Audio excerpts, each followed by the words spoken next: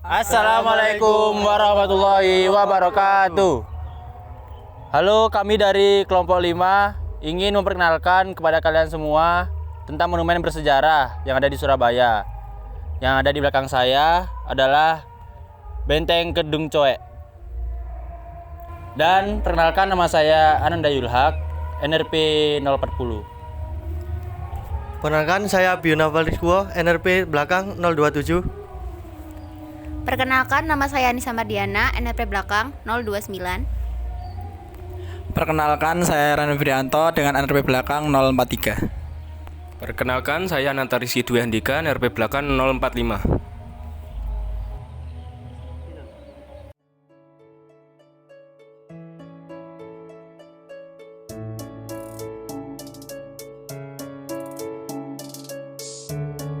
Sejarah Benteng Kedung Coek. Kedung Coek dibangun pada tahun 1900, memiliki lembar cetak biru atau blueprint yang diperoleh dari Belanda tentang proyek pembangunan benteng tersebut. Benteng Kedung Coek merupakan benteng terbesar dalam rangkaian benteng yang dibangun di sepanjang pantai dari Surabaya sampai Gresik, di mana benteng Kedung Coek berdiri di atas tanah seluas sekitar 71.876 meter persegi. Sekitar tahun 1901, benteng Kedung Coek mulai tampak bentuknya. Konstruksi dan desain bangunan benteng Kedung Coek terus disesuaikan dengan diperkuat seiring berkembangnya teknologi di masa itu. Pada pecah perang Surabaya 1945, benteng ini sempat digunakan pejuang Surabaya yang tergabung dalam Batalion Sriwijaya. Mereka memanfaatkan benteng dan persenjataannya untuk menghadapi tentara sekutu. Namun di pihak pejuang ada sekitar 200 orang gugur di tempat ini. Peluru-peluru tajam sekutu menembus tubuh mereka. Bahkan peluru-peluru itu ada yang masih bersarang pada dinding-dinding benteng hingga sekarang. Sayangnya, pada Senin 20 September 2022, lubang-lubang bekas proyektil pada tembok-tembok benteng telah ditambal. Diduga kuat, pelaku tidak mengerti arti bukti tembakan-tembakan itu. Dikira tembok itu berlubang, lalu ditambal. Ini kesalahan fatal yang telah menghilangkan bukti-bukti sejarah di tempat bersejarah. Akan tetapi, masih ada bukti pipa baja yang terlobang karena letasan peluru panas sekutu. Bisa dibayangkan betapa mematikan peluru-peluru itu ketika mengenai tubuh para pejuang. Nah, dari tempat bersejarah tersebut, kita dapat meninjau beberapa cerminan dari nilai Pancasila, yaitu sila ke-1 yang berbunyi ketuhanan yang Maha Esa. Contoh pencerminan dari sila Pancasila tersebut ialah 1. Semangat perjuangan berbasis keagamaan yang berhubungan tentang keterlibatan tokoh-tokoh agama dan ulama dalam menggalang dukungan dan semangat perlawanan terhadap penjajah Belanda. Ulama-ulama pada masa itu seperti Kiai Mojo dari pesantren di sekitar Surabaya memberikan arahan dan dukungan moral pada para pejuang untuk berjuang demi kebebasan dan keadilan berdasarkan nilai-nilai Islam. Mereka mengajarkan pentingnya jihad dalam arti luas, yakni perjuangan untuk membela agama, tanah air, dan rakyat dari penindasan. Selain itu, benteng ini menjadi tempat di mana rakyat jelata dari berbagai lapisan masyarakat turut serta dalam perjuangan, dipengaruhi oleh semangat keagamaan dan keyakinan akan keadilan. Mereka bersatu untuk melawan penjajah dengan semangat bahwa perjuangan mereka didasari oleh nilai-nilai moral keagamaan yang mencerahkan. Pencerminan semangat perjuangan berbasis keagamaan juga tercermin dalam upaya menjaga keberagaman dan toleransi antar umat beragama di tengah tekanan kolonial. Dan poin kedua, penghormatan terhadap kebinekaan agama yang tercermin dalam sejarah. Salah satunya adalah adanya kerjasama dan solidaritas antara pemimpin-pemimpin agama dari berbagai kepercayaan dalam mendukung perlawanan terhadap penjajah Belanda. Benteng Kedung Coek masih kokoh berdiri hingga saat ini, namun kondisinya kurang terawat dan terselimuti semak belukar yang sangat lebat. Beberapa di antaranya bahkan nyaris tertimbun tanah seluruhnya. Dalam rangka menjaga kelestarian benteng tersebut, Dinas Kebersihan dan Pertamanan Surabaya, Dinas Pariwisata Surabaya, Roderuk Surabaya bersama Yon Arnudes 8 dan komunitas Beget Kebangsaan Surabaya menggelar kerja bakti benteng Kedung Coek. Tak hanya itu, di Kedung Coek juga ditemukan granat senapan dengan tipe M9, yaitu granat senapan anti-tank buatan Amerika yang digunakan selama Perang Dunia II. Penemuan granat tersebut ditemukan para anggota Rodeburg Surabaya sedang melakukan kegiatan bersih-bersih di area benteng Kedung Coek yang sejak tahun 2020 telah bersatu sebagai cagar budaya Surabaya. Dari hal-hal tersebut, bisa ditarik kesimpulan ada yang berhubungan dengan sila kedua Pancasila, yaitu keadilan sosial bagi seluruh rakyat Indonesia, di mana kerja bakti membersihkan benteng adalah suatu bentuk kesadaran masyarakat yang dimana hal tersebut diperuntukkan adil kepada seluruh masyarakat Indonesia, khususnya Surabaya, untuk melestarikan Kedung Coek tersebut sebagai cagar budaya. Lalu, adapun yang melenceng dari sila kedua Pancasila, yaitu dipergunakannya benteng tersebut sebagai tempat untuk melakukan tindakan asusila yang dilakukan oleh pelaku yang tidak bertanggung jawab. Beberapa daya tarik benteng Kedung Coek, salah satunya ialah bangunan cagar budaya. Benteng Kedung Coek sudah ditetapkan sebagai bangunan cagar budaya berdasarkan surat keputusan Wali Kota Surabaya yang dikeluarkan pada tanggal 31 Oktober 2019.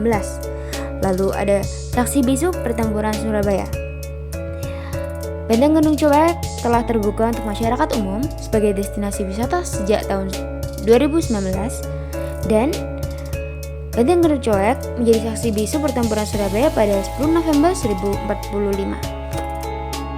Yang dimana pada 1942 Belanda menyerah tanpa syarat kepada Kekaisaran Jepang berdasarkan penjajahan Kalijati, sehingga benteng Kedung Coek dikuasai oleh Jepang. Kemudian Jepang menyerah tanpa syarat kepada pasukan sekutu yang dipimpin oleh Inggris pada 14 Agustus 1945.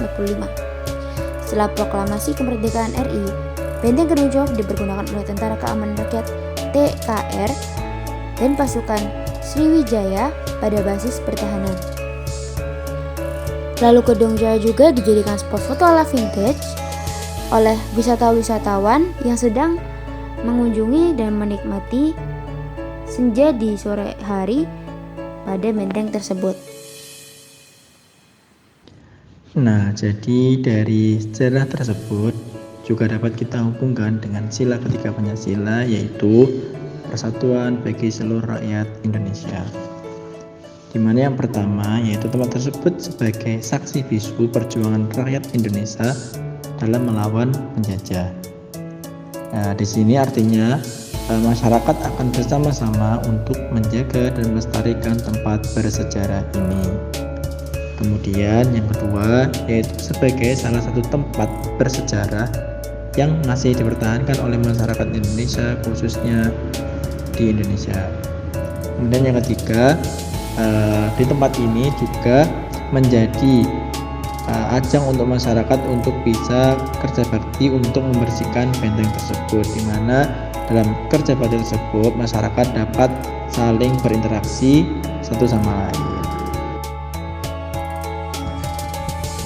Jadi dari sejarah yang sudah disebutkan, kita dapat meninjau beberapa makna atau nilai-nilai Pancasila, yaitu sila keempat yang berbunyi kerakyatan yang dipimpin oleh hikmat kebijaksanaan dalam permusyawaratan perwakilan.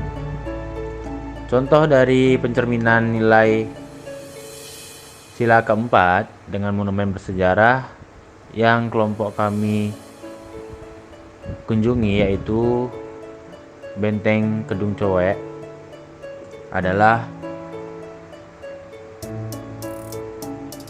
nilai Pancasila sila keempat yang memiliki nilai serta makna dari monumen bersejarah yang kelompok kami kunjungi ini adalah yang pertama, pemerintah harus sering bermusyawarah dan bersosialisasi kepada masyarakat tentang pentingnya menjaga bangunan bersejarah ini supaya bisa terjaga dan dilestarikan bukan hanya di Indonesia saja, mungkin setelah ini bisa dilestarikan ke mancanegara. Lalu yang kedua adalah kita sebagai warga negara harus memiliki rasa bangga terhadap bangunan bersejarah ini dengan cara merawat dan memperhatikan bangunan bersejarah ini, dan bisa juga dengan bekerjasama membuat peraturan dengan pemerintah sekitar agar bangunan bersejarah ini selalu terjaga dan juga kembali bagus dan asli seperti awal mulanya.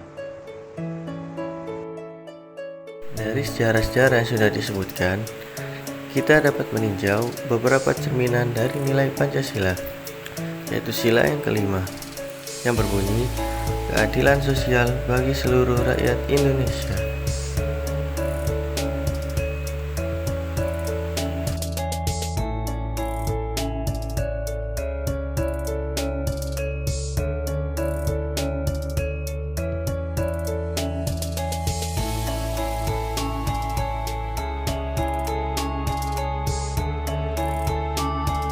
Cukup dari kami, sekian, dan mohon maaf jika ada kesalahan kata saat menjelaskan karena kami juga manusia dan tidak luput dari kesalahan. Terima kasih teman-teman yang sudah menonton. Wassalamualaikum warahmatullahi wabarakatuh.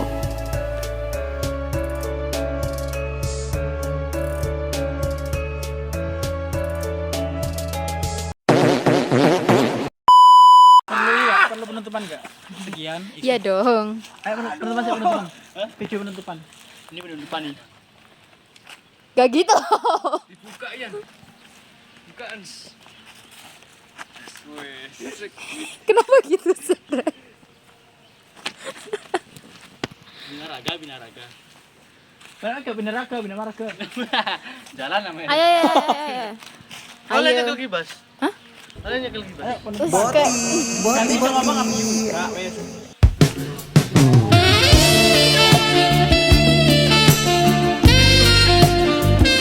Ngomong ini. Dina, tolong lagi Pak Dina.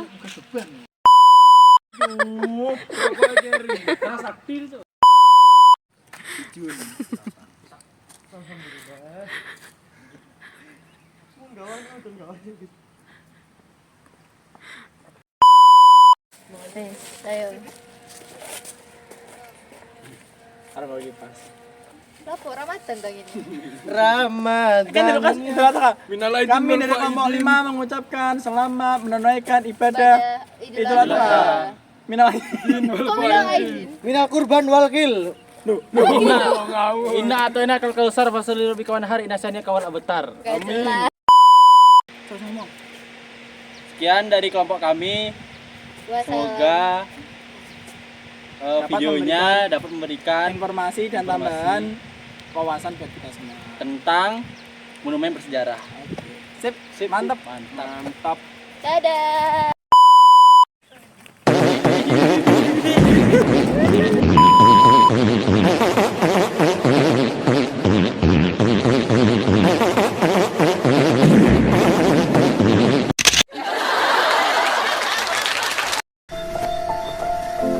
Aku suka duduk di sana. Kedengarannya membosankan, tapi yang membosankan itu justru yang paling aku ingat.